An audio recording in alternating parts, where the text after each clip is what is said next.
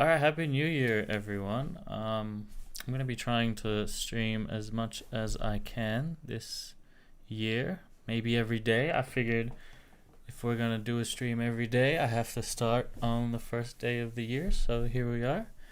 I didn't really have anything too solid to do today, but I've been looking around on the internet, and there's two things that really caught my eye today that I found on YouTube. I'll show you this one first. I probably won't go into it today. Agency swarm. I want to at least show my community so they know that it exists. And that is this agency swarm thing by VRSen or VR. I'm not sure exactly how to pronounce it, but I reckon it's VRSen. And their channel is really great also. Kind of low key, 7,000, bit more than me. Yo, Tibbo and Brutal Strike. Happy New Year, guys. Thank you for joining. So pretty much they have created their own like web browsing agent, which they claim is the best one out there. And But also from what I've seen, it definitely looks like a very capable input one. field, scroll up and down, go back a page, and more. This is the most advanced web browsing agent currently available, but the best part is that you can easily combine it with other agents using my framework Agency Swarm. Yeah, so they made a framework Agency Swarm, and they've even said that they built on top of this thing that AI JSON also used. I think you'll mention it here.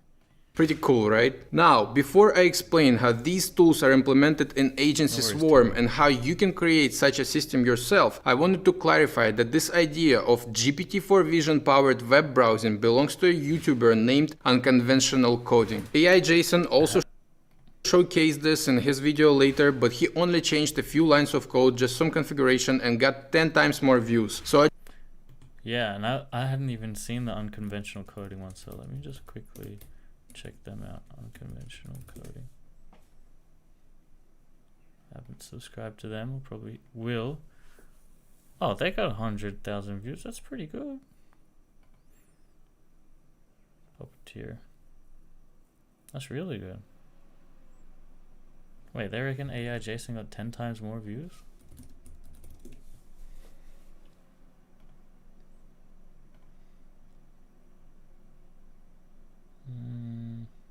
They didn't. Maybe they only suddenly really spiked in views recently. Let's check out their GitHub as well. Yeah, it doesn't look like it's too popular, but super basic, just a few JS files and Python files.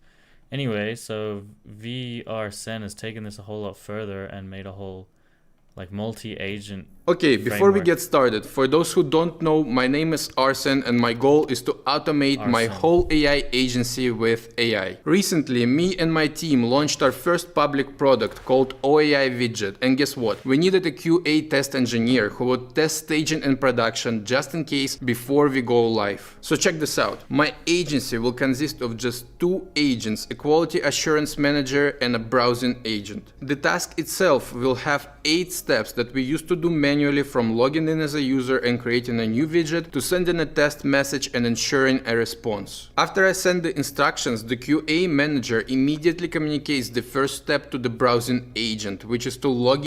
Yeah, so that's one of my concerns with this, or one of my criticisms, I guess, versus the way that a lot of the other players, including how I would have done it, and that is to use like a Chrome extension. That way it keeps your own session and cookies and stuff. Whereas with this version, they're using, I think, Selenium, or the other one used Puppeteer. So it's a whole new session, so it doesn't have your authentication. So you can see here, they actually tell it to log in using their own credentials. In with my provided credentials, which is a bit annoying.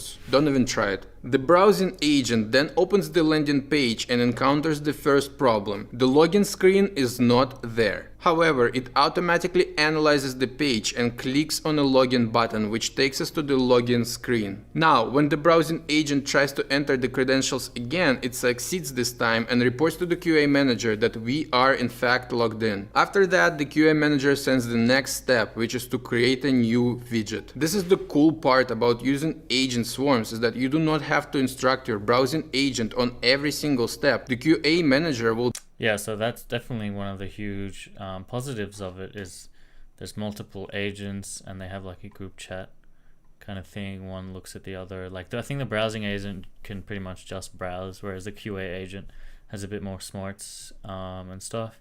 And yeah, it's open source. VRSen dash agency swarm on GitHub. I don't think I'll be going into it today, but I thought I'd just mention that because that was probably the most interesting thing that I came across today. Yeah. How's my sound? Oh, by the way, there's one thing I wanted to do. If you go to Adobe Podcast, they have this tool that like can check whether my mic is sounding okay. I want to test it out.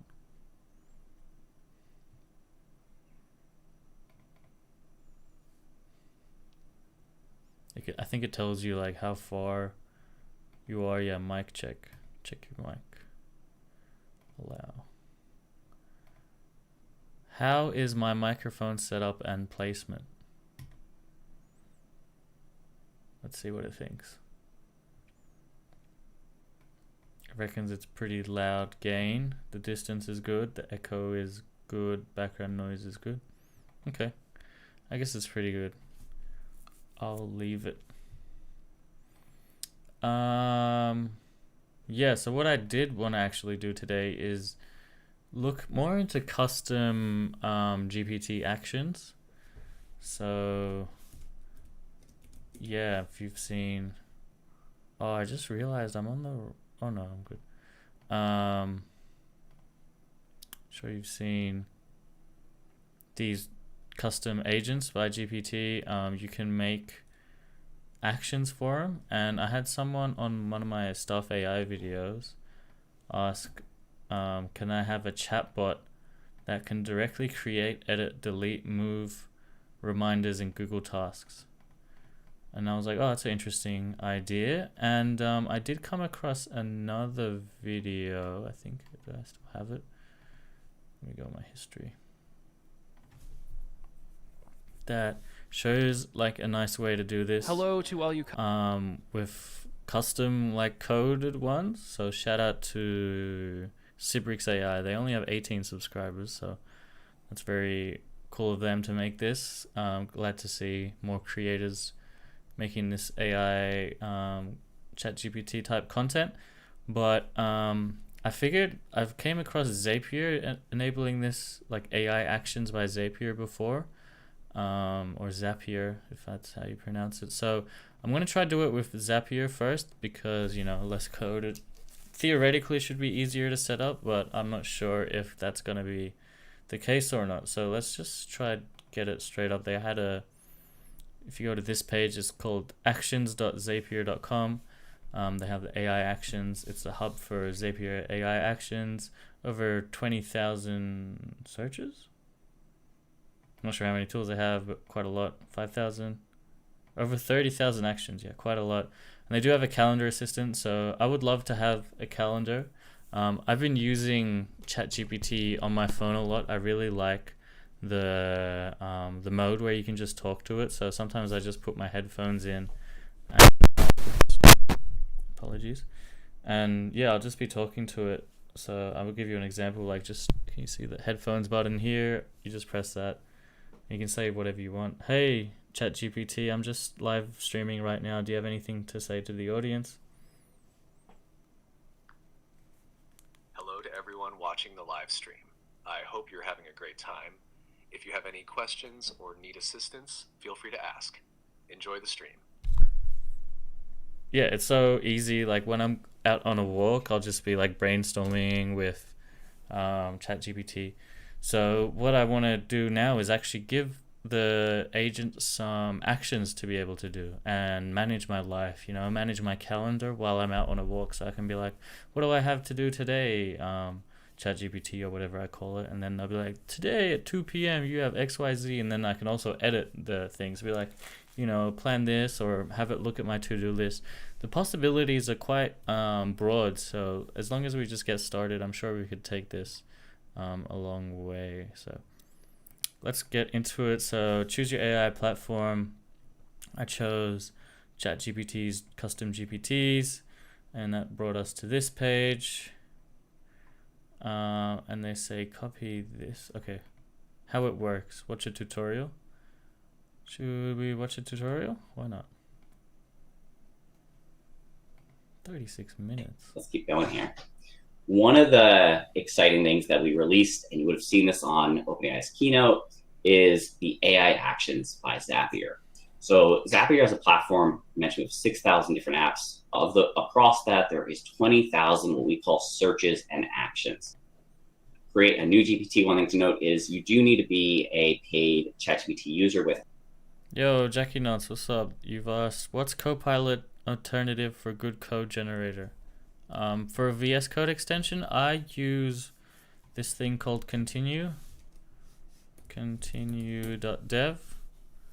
I find them pretty good.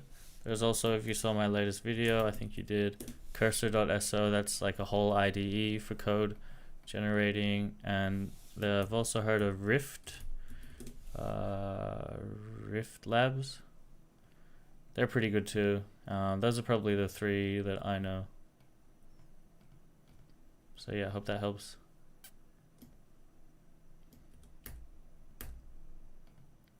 GPT Builder. I don't know if I've ever done that. GPT Builder.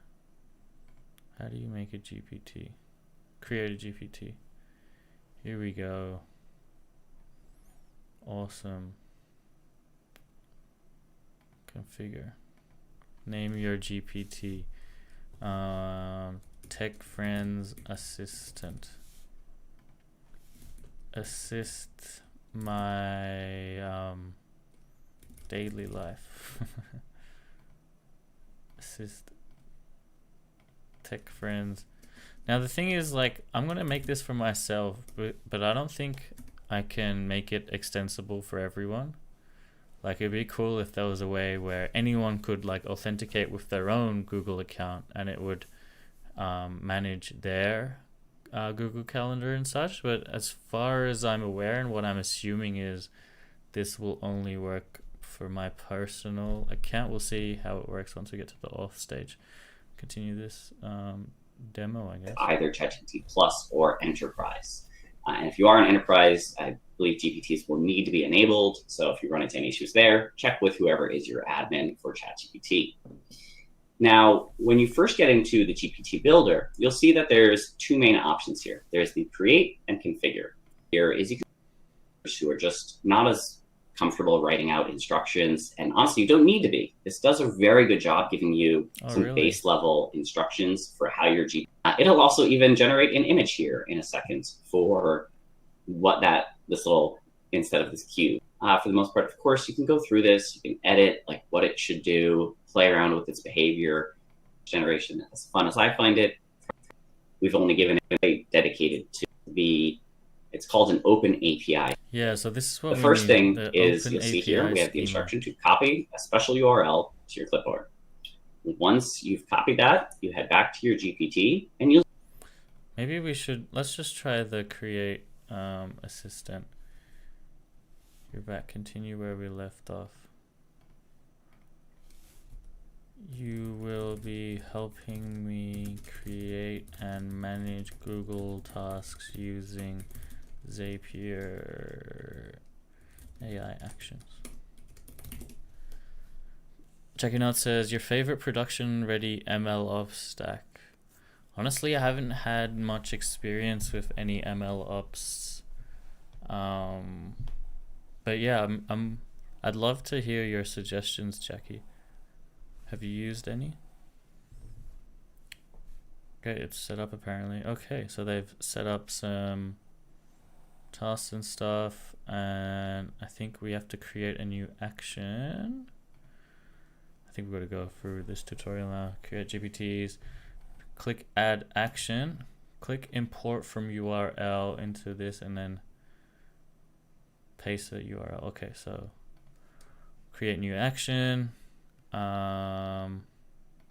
import from URL, import that. Oh, they have different authentication methods. That's interesting. So maybe you can authenticate for everyone. Okay, so I've pasted that in. What's next? Let's make this 2 windows.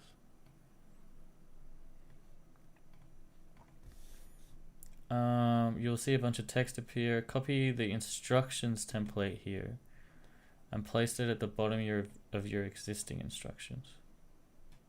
This one? I assume this is it. So we go back to our instructions. Did it save that action? Yes. And we paste that here according to them. Okay. And within the instructions template, you'll see a required actions. Fill in the action name you need to leverage your GPT, i.e. Evernote, create note. Okay, so where do I find the actual action? So we haven't found that yet. My actions, maybe here. Let's log in.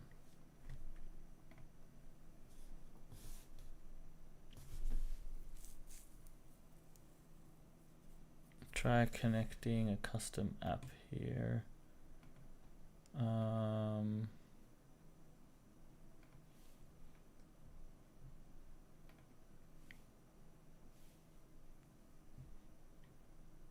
Okay, now they got a search bar. Google, do they have Google Tasks? Oh, nice. Google Tasks. We can either find, create, update, or create a list.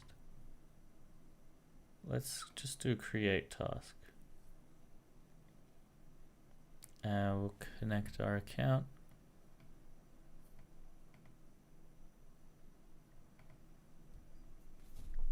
Yo, Guillaume. Happy New Year, AI addicts. Thank you. Happy New Year to you too.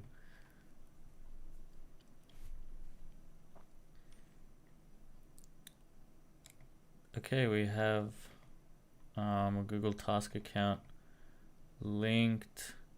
Task list. When action is run, have AI guess a value for this field. So we could specify a value. I don't know what tasks I have. Rashtubandy's list. Let me task.google.com. Let's create one. Pretty sure that's at the Google Tasks. Where is it? Mail.tasks, is it? Google Tasks Gmail. No, that's not it. Oh, it's a sidebar thing? The fuck? I swear they had their own website here. Yeah, this is it. Assistant with Google's tasks. But I can't switch. My account. That is a bit annoying. All right, we're gonna do it through the calendar. I'm gonna create a new list called assistant list or assistant task. Great. Okay, let's see if we can find it.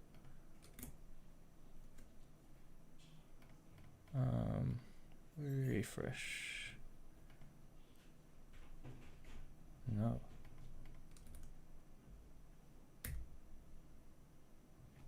I guess it didn't save. Test.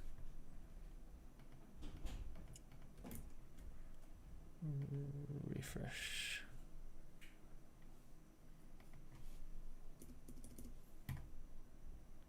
Alright, we'll just do a Rashtubandy's list. That's fine. Title, have the AI guess. Yes.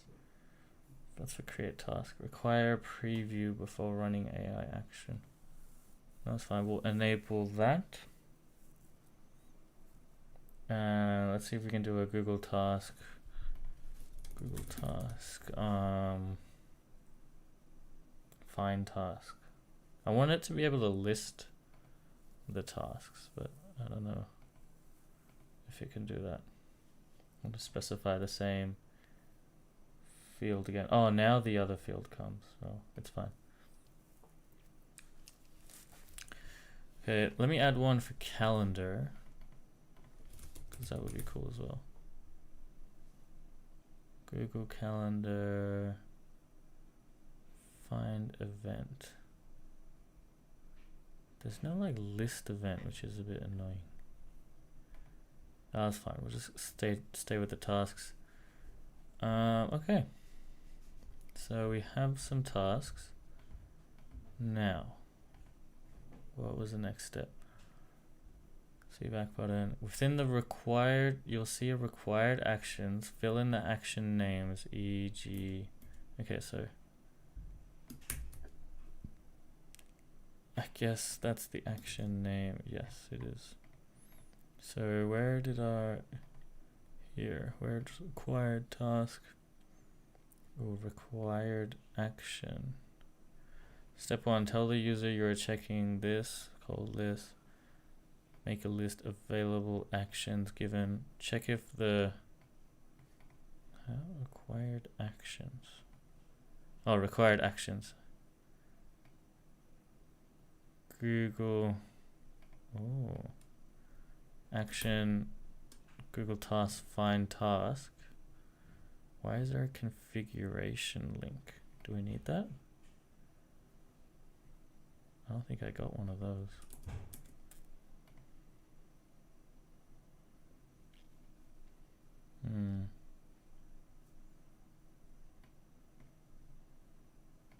Nope. Alright, let's just pretend we don't need that. Action, Google Task, Find Task, and we also had Google Tasks, Create Task. Hopefully that works. Okay, what was the next step? Next step. Optional, the configuration URL. Oh, okay.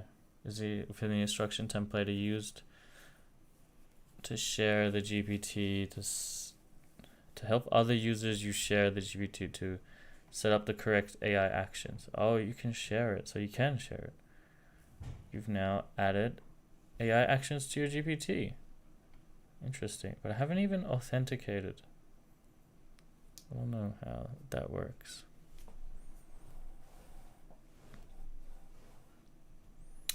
If you want to share GPT, you'll need to include instructions to let them know. Providing configuration URLs.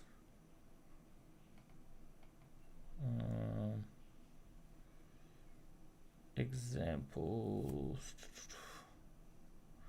Oh, they have a demo for the calendar one.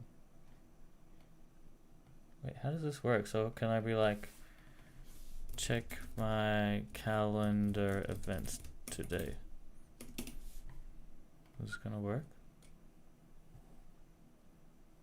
Oh, you have to sign in through here. Oh, that's interesting. That's pretty good. Alright, I'll do it. Let's see what happens.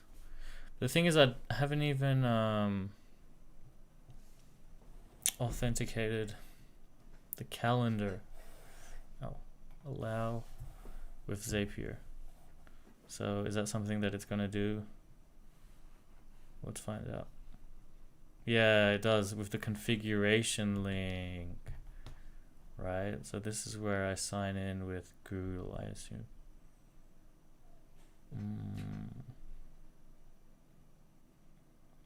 Correct, connect a new Google account. Oh, that's very cool.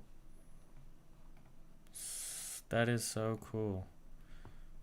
So I might actually, if that's the case, let's add that to my one as well. Oh, I did add it to my one. Wait, what?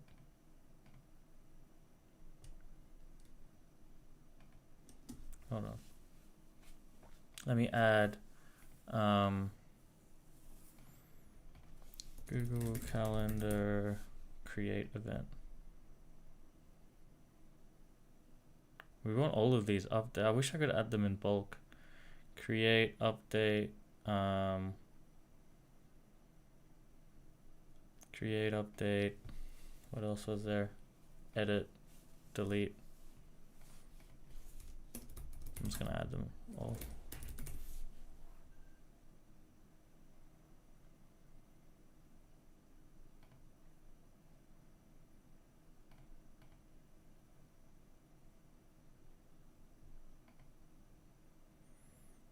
Oh, I have 2 updates. Cringe. Make this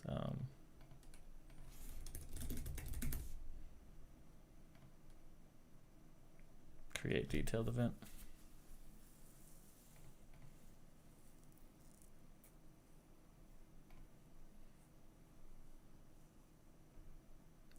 Create, update, find.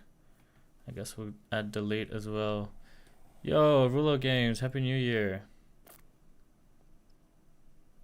How did you start it? How did I start what? I'm gonna need some follow-up questions for that one.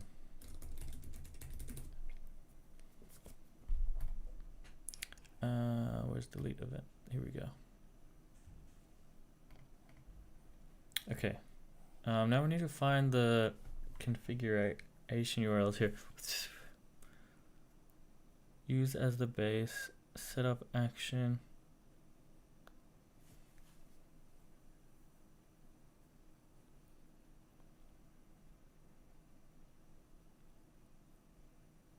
Bro, that's so annoying.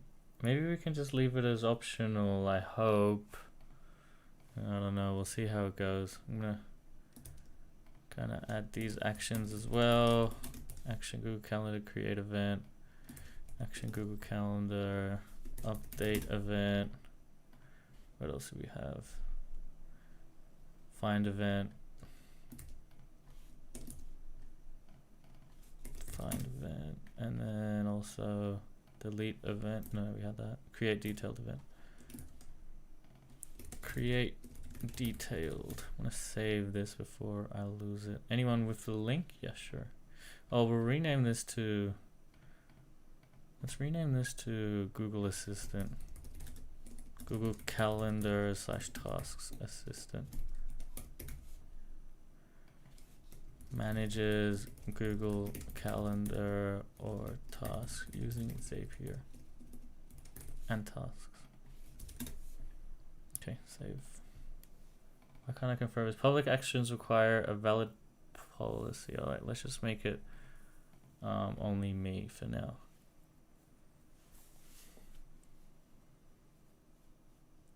Alright, let's see this work. Create an event today in my calendar at 5 p.m. labeled Hello World. Wait, actually 11 p.m. Allow. I've checked and found that we have the necessary AI actions. Before proceeding, make sure you've logged into Zapier's AI actions and reply continue. Yes, I've logged in.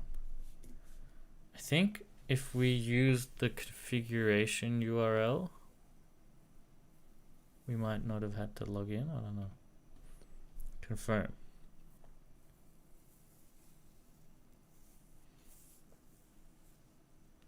Seems there's an error. You need to have writer access to the calendar. Please ensure you have writer access. Ooh. Manage access? I'm not sure how we're meant to do that.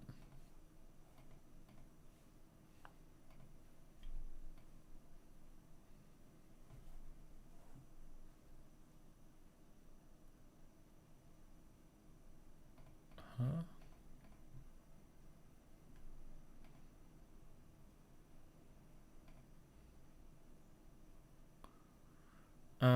I thought it would. Let's Google this.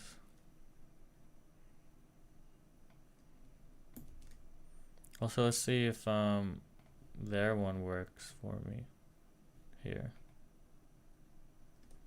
Enabled. I guess that one's just reading, but still.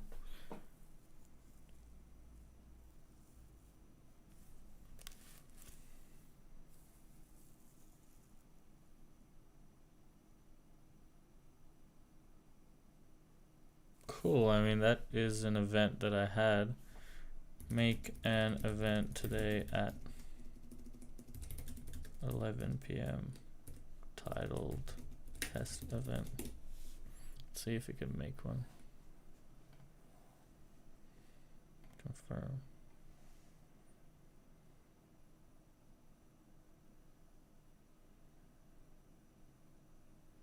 No. Zapier.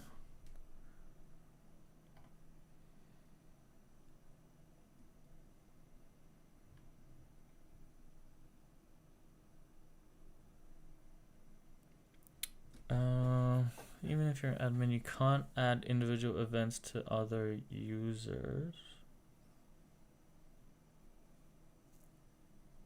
Need a separate calendar. Really? It's a bit annoying.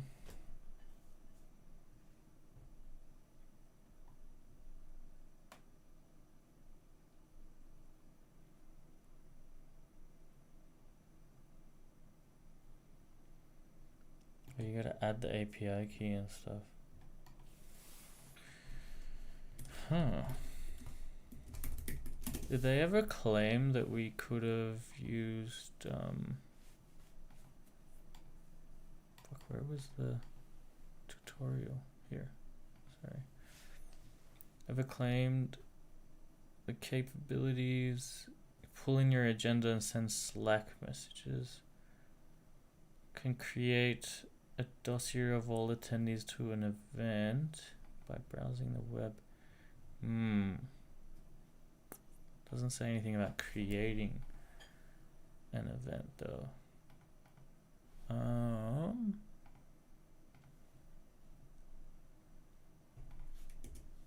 Refresh this.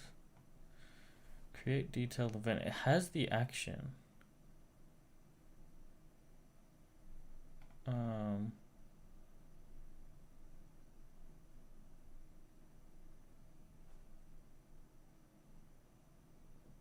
But it doesn't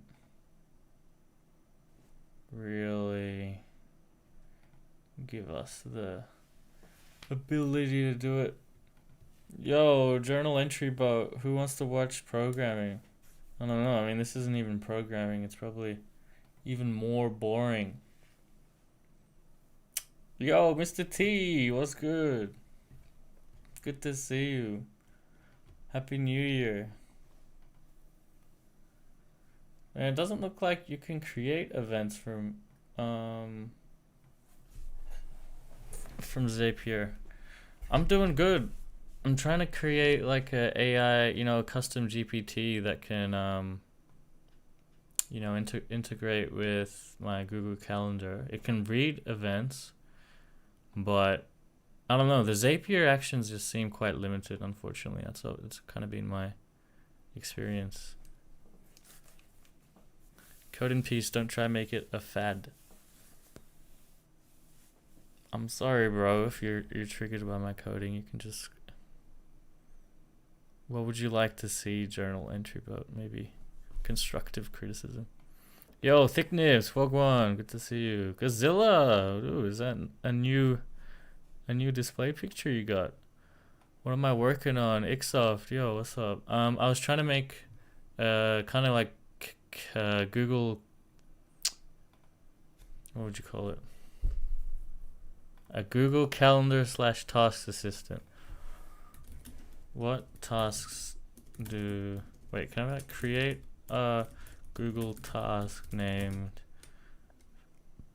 clean room? But I wasn't able to make any calendar events, unfortunately. It seems like because of permissions with these AI actions. You're a software engineer. Some people are so out of touch with reality. It's sad. Aww. Have I seen agency swarm? Yeah. Wait, what? That is Zapier API net? Dude, I was just actually talking about that agency swarm. You mean this one? That's so Agency cool. swarm can now browse web. Yeah, it's sick. I didn't realize they use the Zapier API, but it seems like a great framework because you can like add any LangChain tool to it. Like they have a YouTube search tool. You're using it? Oh, awesome. What are you using it to do? I definitely wanted to do it, but it just, I don't know, I was a bit lazy to do it. I'll definitely do it eventually. Yeah, the only criticism I had with this is what I said earlier is like, you have to, it doesn't have your cookies or sessions, so you have to like log in every time. I've checked the available actions, Google Tasks, found a necessary action for creating tasks. However, before we proceed, make sure you're logged in. Continue. You're making a Telegram agent bot for anime voice singers. What? That's so funny. How does that even, what does that even do? Telegram agent bot for anime voice singers. So like people that sing on animes, you're like made a bot for them to get them jobs or something? I don't know. Jumbly, what's up? Happy New Year.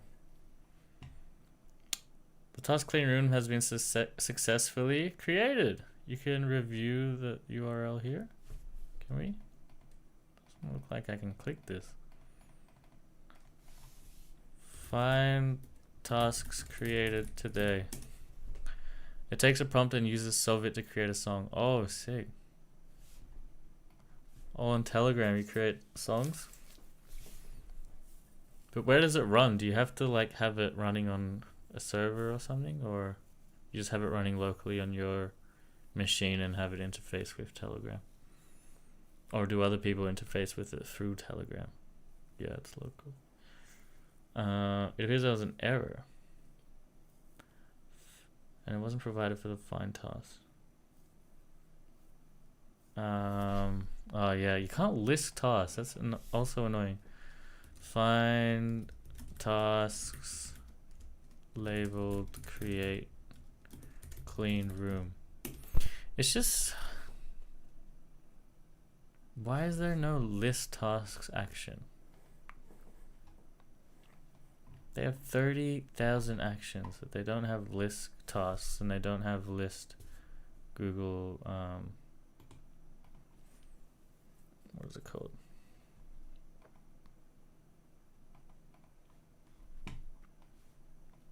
List calendar events. They only have find event and find task. Wait, let me. Do they have list event? List events from a client account. Not a Google Calendar. Google Calendar find event, yeah. Freaking Zapier.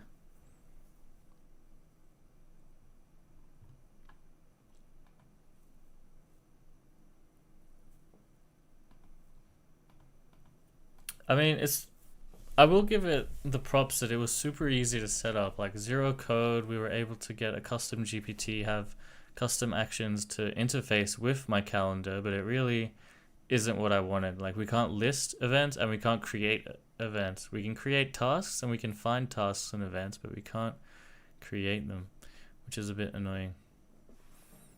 What are y'all saying? It takes a prompt and uses, yeah, it's local. Are we getting AI videos in 2024 or code gen cloud apps? Ooh, we already have AI videos and we kind of have full stack code apps, but they're both very primitive. I think the AI videos will be more reliable. Like I think the AI videos will have more of an impact. The full stack created cloud apps that are like generated with AI, I think still have a ways to go. I'll link you the Telegram room once I fine tune it. It's taking a long time to train. 14 days, damn. That's crazy. Must be a very like interesting project for you if you're able to stay motivated for 14 days on it. Scissor says, oh no, Scissor, what's up, G? Thick Nipple says they made a GPT that generates Midjourney prompts and that can replicate any image and give you 6 similar images. Nice. but still needs some tweaks. Yeah. Jumbly, you agree with me? Yeah. Yeah, I mean, just like a full stack app is quite finicky. I think like the chat dev type architecture is really good, that you have like a code tester that iterates and a code reviewer, but it's still missing the visual review part, and also like just anything outside of the terminal, which we've already got theoretical capabilities to do with GPT-4 Vision, but realistically they haven't really implemented that into any of these like chat dev type architectures from what I've seen. But yeah, there's with no doubt they'll have that this year, but how long will it take? I don't know. Yeah, so let me quickly go through this guy's video. So they teach you how to create actions for custom GPTs without Zapier, so you can code them yourself, and that will probably make them a lot more capable. Custom GPT builders out there, I have noticed a distinct lack of information regarding how to set up from beginning to end your own API that works with custom GPT actions. So I'm going to show you how to do it yourself from start to finish. Of Fast API and Pedantic. Let's launch our browser and go to our development server libraries for this application. First, I'm going to set up a new virtual environment, and then I'm going to use pip to install all the libraries we need, which in this case are Fast API, Uvicorn, Pedantic, and Requests. And once all those packages install, we're going to make a new folder, and then we're going to make an app.py file, and we'll paste our code from our Action Builder GPT into it. Now, some critical things to note in this. So they made an Action Builder GPT. That's dope. Shouts out to Cibrix AI.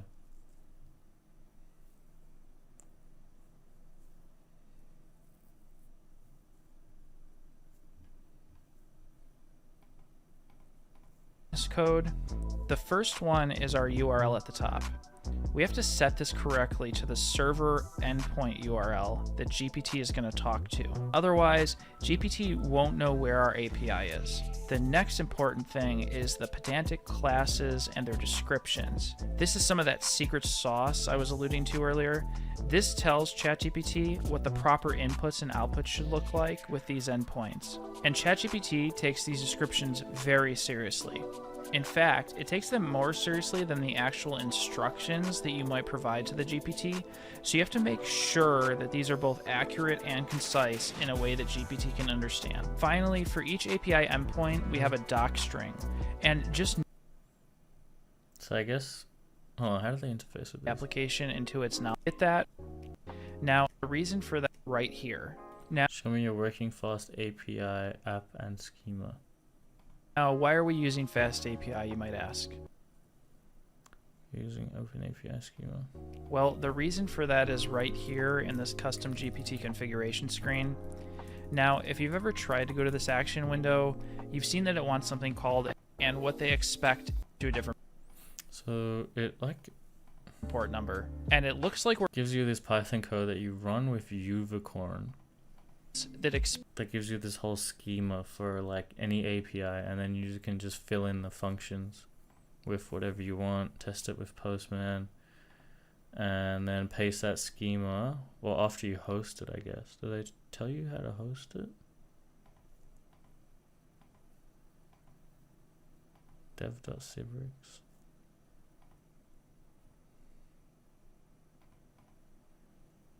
Making everything in my Apache. to your API endpoint, such as an API key. For this example, I'm just going to keep it simple. I'm not going to go deep either into setting up a reverse proxy in Apache. I will just show you real quick that I'm making everything in my Apache config going to /API. That is a bit annoying. I don't know if we need to do that. Like, I would ideally host this kind of functionality in like a serverless manner with AWS. Yeah, okay, so this is a Python code for the Fast API, and then this is the Open API schema. So this is what custom actions for custom GPTs need to be in this format, this Open API schema. I don't think that I'll go into actually implementing this stream, but if you guys want to see it, like, drop a comment and I can do it next stream. I'm just a bit low energy this stream, so I just want to do something chill. Just make sure that I stream every day, even though it might not be the best stream. I think a consistency thing, once we get the momentum going, I think it'll be a whole lot easier and I'll have a whole lot more energy. Yeah, also it was New Year's Eve last night and I stayed up past midnight, so I think that definitely affected my energy levels today. But that's okay, we will come back stronger in the other days. Probably just end off this stream by browsing Reddit and stuff. Agency Swarm looks awesome as well, but yeah, for the same reasons I didn't go into that. So yeah, probably just keep these in the to-do and pick them up next stream. Just have a chill rest of this stream. We'll probably go for another 13 minutes. Yeah, browsing. Yo, Nick, what's up? Good to see you. How bad is Gemini Pro? When was the 38th president elected? There hasn't been a 38th president. People still hating on Gemini Pro and Local Llama. It's funny. It's good, man. Yo, not much, man. Happy New Year. Is it me or do GPTs do whatever they want? Let's see what this guy's complaining about. I built the GPT, worked great, then it just changed its mind and started not performing. It would just do step 1 and stop.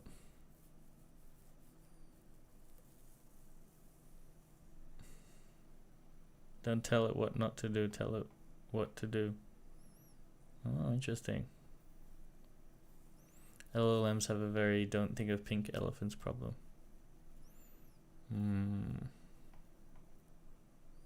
Nice. Give an example of the exchange you want after detailing each step.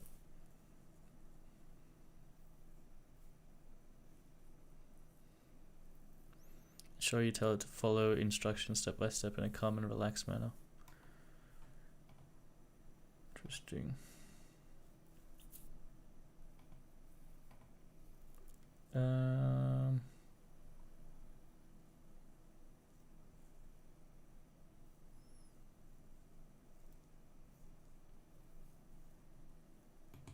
Explain how my custom GPT figured this out on its own. Does it understand? I have a custom GPT connecting to an API I wrote.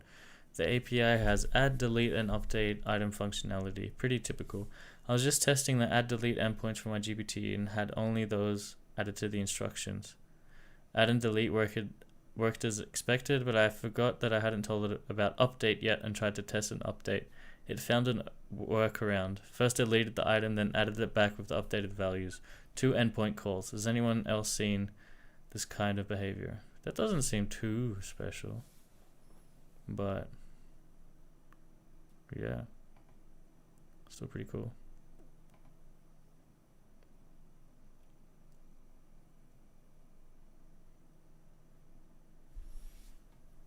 As far as I understand it, the actions tool is an LM instance in itself.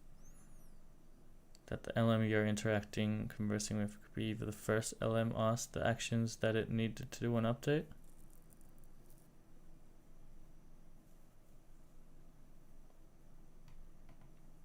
Oh, you get to debug it?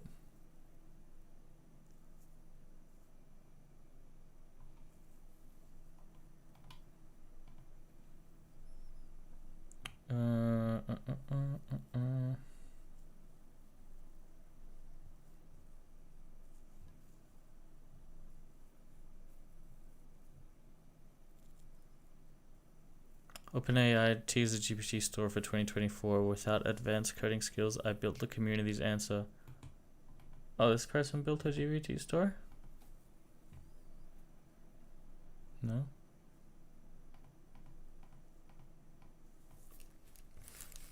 Where's a link? There is no link. Do we just Google it? gptstore.ai. I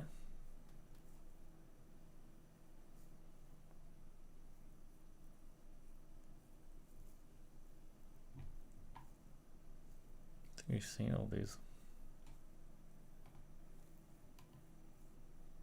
Wait, hold on. Is there a Google Calendar one? Google Calendar. Google Calendar and Gmail Assistant.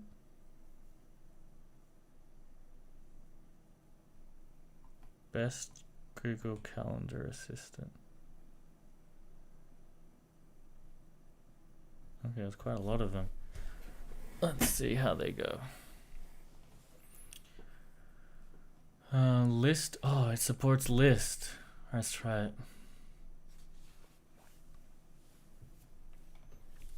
List my events this week. How does it know which calendar to go to as well? Like, will it get me to authenticate? Let's see. It's using Zapier. That's fine.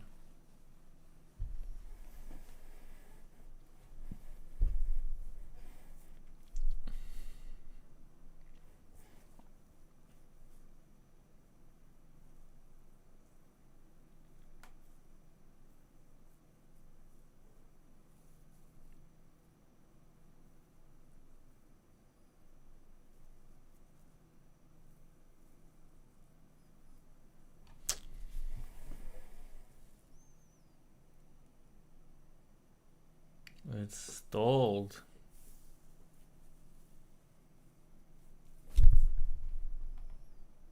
Xbox, the best Google Calendar Assistant. Add an event, get free time slots. List events in a time range by a calendar ID. Let me give it a go. This one's stalled. List events this week. You've reached your GPT quota. Really? I forgot that that was a thing. Dude, that sucks ass. GPT-4 quota.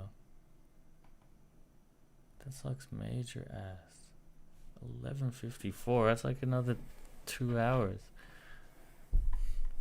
I haven't had that happen to me before.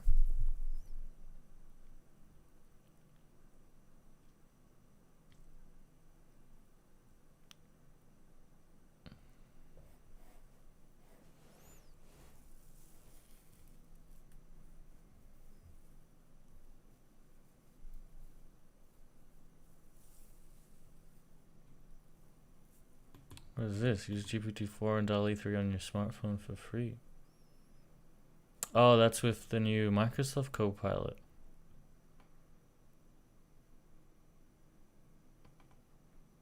Apparently it's worse than actual GPT-4.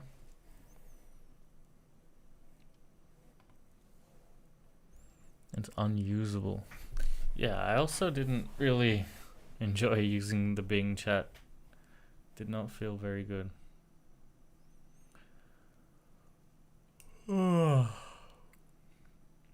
A rich man gets richer each time.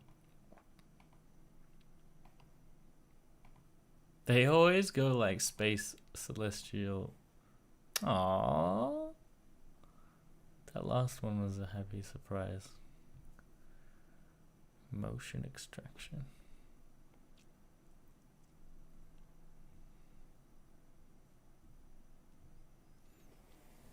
Alright, let's switch to Twitter.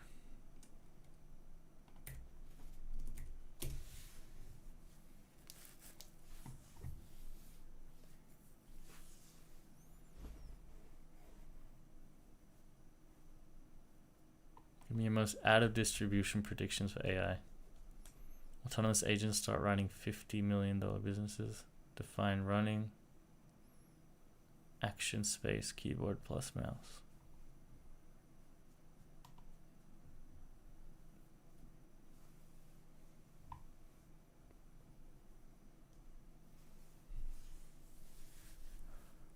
LobIndex has 5 to 10 plus resources for building full stack RAG and MongoDB.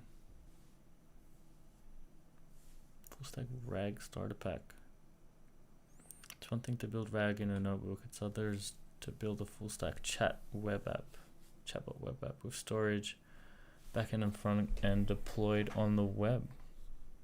How hard is it?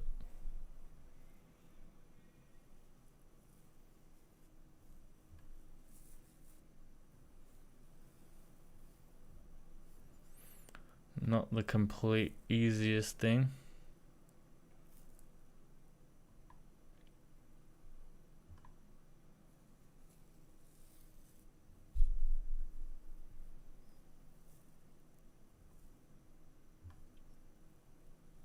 Because these are all old posts. No one's posted in the last 3 hours. Oh, here we go.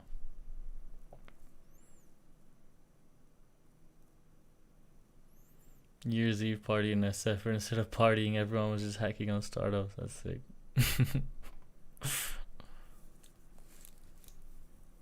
I love Alex Rabeman's posts. He shows all the demos and stuff from like SF hackathons. Empirical study of scaling laws. How does grammatical complexity affect scaling laws? That sounds way too technical. Pocket-sized multimodal AI for context understanding. That sounds kind of interesting. Enthusiast in our community has already like put together a Gradio example, and you upload this image of a girl, and it says a young girl stands in a grassy field, so on and so forth. But without a context and without a comparison, it doesn't tell us much. So we compared it here against two bigger models, 5 times bigger models, the Lava 1.5 and the Instruct Blip. And you can see that Instruct Blip and Lava are exceptionally similar in their descriptions. They even start the same way, the image features. In our case, you get like captions that are oftentimes richer and more interesting, even though the model is 5 times smaller. So it's of course a cherry pick, but in some cases I would expect those texts to appear in some fashionable magazine rather than like a data set somewhere, especially like a web quality data set. This one is even more beautiful. I will not read into it. We have 2 checkpoints there. One is the normal one. It's built from a tiny llama and our visual encoders. Damn, a 1.5 billion parameter like multimodal AI. That's the kind of stuff that could fit on like a, you know, Ray-Ban Meta Glasses type thing and just run locally. Brutal Strike says MongoDB Alice is easy but expensive. Good tip. Memex Garden. Turn any website into a collaborative doc for note taking. Oh, that's pretty cool. For example, reading an article like that. You can open the sidebar. And then here's the tab rabbit hole. That's how we call the feature. In this case, I have nothing saved that is related to nuclear energy, but in my followed feeds, there's a lot.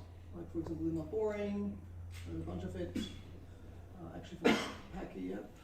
Here's you just get content recommendations based on that content. You can also highlight text, and it will recompute the recommendations on that particular highlight. And then you can also go on the Ask tab, and then you have like a couple of options. Like one is you can summarize and ask questions about this particular page.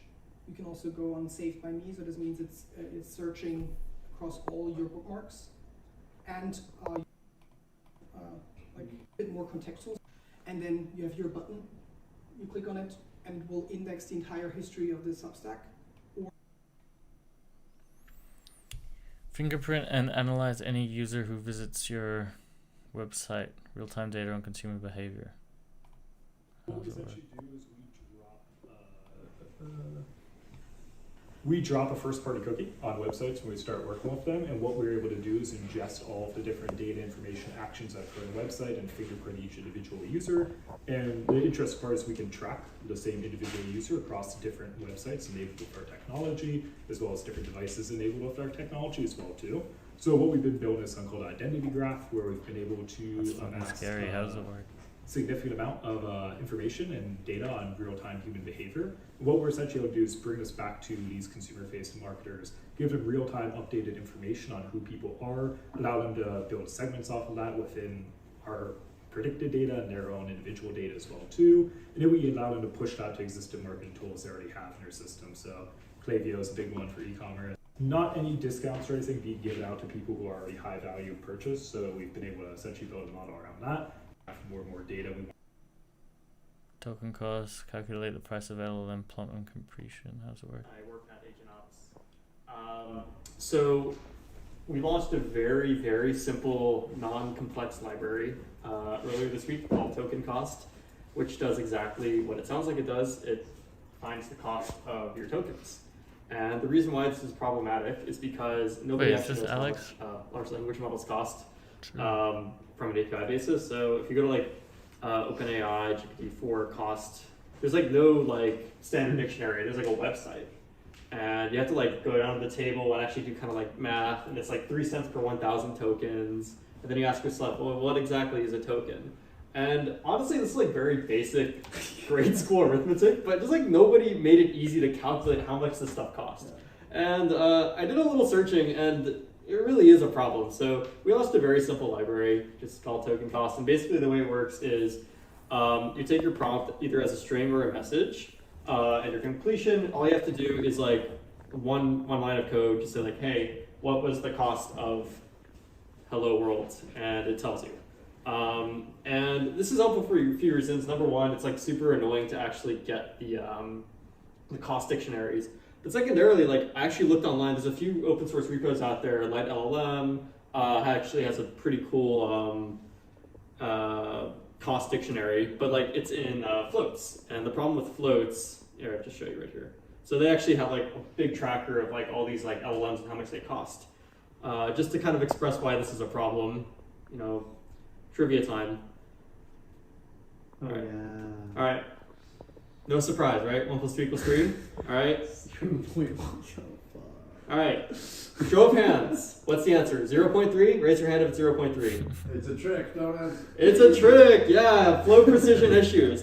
And so that's the problem with like all these like open source repos is like they're doing stuff in floats. And if you've actually worked for a fintech company before, I used to do a lot of fintech consulting. Everything is sorted in cents because it gets around this issue of float precision. So this was actually super helpful for us. And basically the idea behind token cost is like, yeah, like just a few lines of code, and you just kind of like, you can calculate, it has tick token in the background, and it just like does all the calculations for you and has the cost dictionary set up. So this is actually denominated in token price units. So that means like 1/10 millionth of a dollar. And the idea here is like, if you actually want to get the cost is, you know, divide that by 10 million. And then there's a USD. It's pretty interesting. I didn't realize Python was so bad with floats. I thought it was like one of the best for math and science. Shout out AGI Hack House.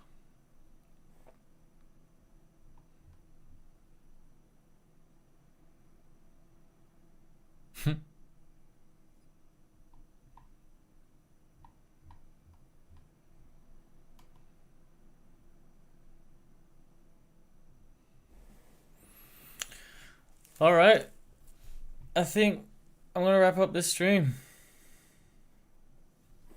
That wasn't the most entertaining stream, but I thought I'd, you know, get it off to a consistent start to start streaming as much as I can. I will try to stream every day, but I think there will be at least 1 or 2 weeks where I'll be traveling, where I won't probably be able to stream. I will have my laptop. I don't know. It'll be difficult, but I'll try. See you later, Nick. Thank you so much for the comments. Thank you, everyone else. Brutal Strike. And yeah, I hope to see you next time. Keep up the grind. Thank you. Thank you all.